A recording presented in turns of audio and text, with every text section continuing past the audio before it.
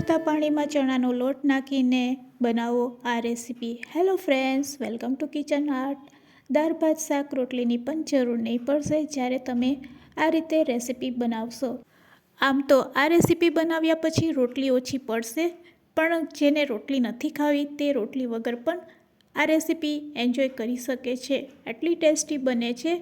બસ જો મારી શીખાડેલી ટિપ્સ સાથે તમે આ રેસીપી બનાવશો, મારી ગેરંટી છે કે નાના મોટા સૌ કોઈને ખૂબ જ ભાવશે અને અઠવાડિયામાં 2 વખત આ રેસીપી તમે બનાવશો। રેસીપી સારી લાગે તો લાઈક અને શેર કરજો। મારી ચેનલ ઉપર નવા હોય અને મારી ચેનલને હજુ સબસ્ક્રાઈબ ન કરેલ હોય તો સબસ્ક્રાઈબ કરી બાજુનું બેલ બટન દબાવવાનું ભૂલશો નહીં, જેથી કરીને તમને મારા નવા વિડીયોનું નોટિફિકેશન મળતું રહે। તો આ રેસીપી બનાવવા માટે સૌથી પહેલાં આપણે એક કડાઈમાં 1 લોટા જેટલું પાણી લેશું અને ગેસની ફ્લેમ ચાલુ કર્યા વગર આ રીતે આપણે આખી 2 ડુંગળીને કટ લગાડીને એડ કરી દઈશું। સાથે એડ કરશું ટમેટામાં પણ આ રીતે આપણે ચાકુથી કટ લગાડી દઈશું।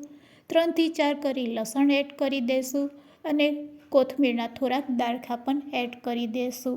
1 મરચું અને આદુનો ટુકડો, આટલી વસ્તુ એડ કર્યા પછી હવે આપણે ગેસની ફ્લેમ ચાલુ કરીશું અને ગેસની ફ્લેમ ચાલુ કર્યા પછી લો ફ્લેમ ઉપર આ પાણીને આપણે ધીરે ધીરે ગરમ થવા માટે રહેવા દેશું। ત્યાં સુધી આપણે આગળની પ્રોસેસ કરીશું। તો અહીંયા આપણે ચણાનો લોટ લેવાનો છે અને ચણાના લોટને આપણે આ પાણીમાં એડ કરવાનો છે। તો અહીંયા આપણે મિક્સિંગ બાઉલ લેશું અને મિક્સિંગ બાઉલમાં આપણે 1 કપ જેટલો ચણાનો લોટ એડ કરશું। ચણાના લોટમાં અહીંયા આપણે સિમ્પલ મસાલા પહેલાં એડ કરી દઈશું। તો અહીંયા આપણે લાલ મરચું પાવડર ચપટીક નાખીશું, હળદર ચપટીક નાખીશું, ધાણા જીરું પાવડર નાખીશું, સાથે નાખીશું સ્વાદ મુજબ મીઠું। આટલા મસાલા એડ કર્યા પછી અહીંયા આપણે થોડુંક તેલ પણ એડ કરશું। તો અડધી ચમચી જેટલું આપણે તેલ એડ કરી દઈશું। તેલ એડ કર્યા પછી અહીંયા આપણે લોટને બાંધવાનો છે। લોટ એકદમ નરમ ન બંધાઈ જાય તેનું ખાસ ધ્યાન રાખવાનું છે। તો તેલ એડ કર્યા પછી આપણે લોટને પહેલાં મિક્સ કરી લેશું। આ રીતે મિક્સ કર્યા પછી હવે તેમાં આપણે પહેલાં 1 ચમચી જેટલું પાણી એડ કરશું। તો પાણી વધારે ન પડી જાય તેના માટે આપણે થોડુંક પાણી એડ કરતા જઈશું અને આ રીતે હાથેથી તેને બાઇન્ડ કરતા જઈશું અને એકદમ કઠણ લોટ આપણે બાંધવાનો છે। તો ઓલમોસ્ટ હવે આપણે પાણીની જરૂર નહીં પડશે, કારણ કે લોટ એકદમ સરસ કઠણ બંધાઈ ગયો છે। તો ફક્ત 2 ચમચી પાણીથી આપણો લોટ છે એ એકદમ સરસ કઠણ બંધાઈ ગયો છે। આ રીતે કઠણ લોટ બાંધ્યા પછી રેસ્ટ આપ્યા વગર જ આ લોટમાંથી આપણે લુવા બનાવીશું। તો હાથમાં થોડુંક તેલ લગાડીશું અને એક સરખા આ રીતે 4 લુવા બનાવીને રેડી કરી લેશું અને પછી તેને આ રીતે સિલિન્ડર શેપ આપી દેશું। તો બધા લુવામાંથી આપણે આ રીતે સિલિન્ડર શેપ આપ્યા પછી હવે આપણે જાશું ગેસ તરફ। તો હવે તમે જોઈ શકો છો અહીંયા આપણું પાણી છે તે ઉકળી ગયું છે। ઉકળતા પાણીમાં જ અહીંયા આપણે ચણાના લોટના આ મુઠિયાને આપણે એડ કરી દઈશું અને હવે આપણે મીડિયમ ફ્લેમ કરી દઈશું ગેસની। મીડિયમ ફ્લેમ ઉપર 5 થી 7 મિનિટ માટે તેને કૂક થવા માટે રહેવા દઈશું। 5 થી 7 મિનિટ થઈ જાય એટલે આપણે તેને પહેલાં ચેક કરી લઈશું। તો અહીંયા 7 મિનિટ થઈ ગઈ છે, પાણી એકદમ સરસ ઉકળવા લાગ્યું છે। આ સ્ટેજ ઉપર હવે આપણે ડુંગળી, ટમેટાં, મરચાં, આદુ, લસણ એ બધી વસ્તુ આપણે કાઢી લેશું। આ રીતે કાઢ્યા પછી અહીંયા આપણે કડાઈને લીડથી ઢાંકી દઈશું અને આ મુઠિયાને હજુ આપણે 5 મિનિટ માટે મીડિયમ ફ્લેમ ઉપર પકાવીશું। તો મસાલાની બધી સામગ્રીને આપણે પાણીમાંથી કાઢી લેશું અને ચણાના લોટના જે મુઠિયા છે તેને આપણે પકાવીશું। તો અહીંયા આપણે લીડથી ફરીથી તેને ઢાંકી દઈશું અને ઢાંક્યા પછી તેને ફરીથી 5 મિનિટ માટે મીડિયમ ફ્લેમ ઉપર આ રીતે કૂક કરી લેશું। 5 મિનિટ થઈ ગઈ છે, મુઠિયા સરસ પાકી ગયા છે। તમે જોઈ શકો છો એકદમ સરસ બોઇલ થઈ ગયા છે। બસ હવે આ સ્ટેજ ઉપર આપણે ગેસની ફ્લેમ બંધ કરી દેવાની છે। ગેસની ફ્લેમ બંધ કર્યા પછી આપણે મુઠિયાને પણ આ રીતે ચેક કરી લેશું। ચાકુ અથવા તો આ રીતે સરીથી તમે ચેક કરી શકો છો। સરીમાં ચોટે નહીં લોટ એટલે સમજવાનું કે મુઠિયા એકદમ સરસ કૂક થઈ ગયા છે। હવે ફ્રેન્ડ્સ, આ પાણીને આપણે ફેંકવાનું નથી, એક વાટકામાં કાઢી લેશું, એનો ઉપયોગ આપણે પછી કરશું। હવે બાફીને રાખેલા ટમેટાં, ડુંગળીમાંથી આપણે મસાલો તૈયાર કરવાનો છે। તેના માટે આપણે ટમેટાની છાલને દૂર કરી લેશું અને આ બધી વસ્તુને આપણે મિક્સર જારમાં લઈ લેશું। ડુંગળીના થોડાક આપણે નાના ટુકડા કરી લેશું અને હવે તેને ગ્રાઇન્ડ કરી લેશું એટલે સરસ એક પ્યુરી બનીને રેડી થઈ જશે।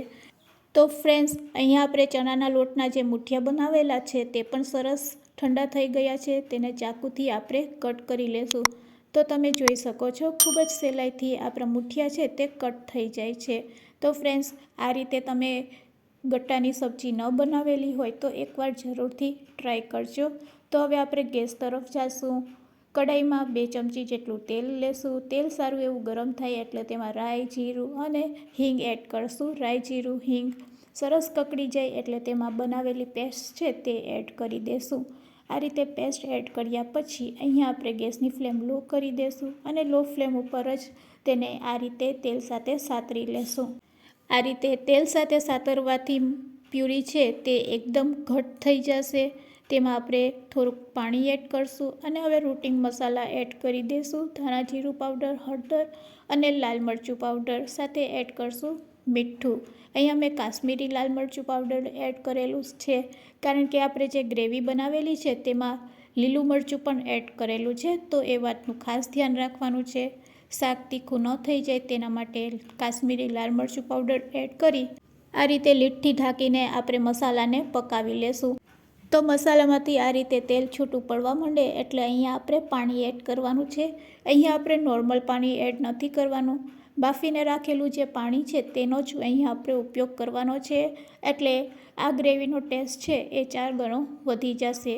હવે પાણી આ રીતે ઉકળવા લાગે એટલે આપણે જે બાફીને ચણાના લોટના જે મુઠિયા બનાવેલા છે તે તેમાં એડ કરી દેવાના છે. હવે તમારે શાક કેવું રાખવું છે એ તમારા ઉપર ડિપેન્ડ છે. અને જો રોટલી વગર જ આ શાક એન્જોય કરવું હોય તો તમે રોટલી વગર પણ આ શાક એન્જોય કરી શકો છો. બસ આ શાકને થોડુંક વધારે પકાવવાનું અને ગ્રેવીને એકદમ ઘટ કરી નાખવાની. એકદમ ગ્રેવી ઘટ થઈ જશે તો આ શાકને તમે રોટલી વગર પણ ખાઈ શકશો. આટલું ટેસ્ટી બને છે. તો ફ્રેન્ડ્સ, અહીંયા આપણું શાક રેડી છે. ગેસની ફ્લેમ બંધ કરી દેશું અને થોડી કોથમીર એડ કરી દેશું.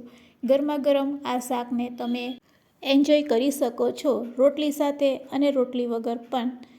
તો ચાલો ગરમા ગરમ આ શાકને હવે આપણે સર્વિંગ પ્લેટમાં કાઢી લઈએ. તો ફ્રેન્ડ્સ, આજની આ રેસીપી તમને કેવી લાગી તે મને કમેન્ટ્સમાં જરૂરથી કહેજો. આ રેસીપી તમે ક્યાંથી જોઈ રહ્યા છો તે પણ મને કમેન્ટ્સમાં જરૂરથી કહેજો.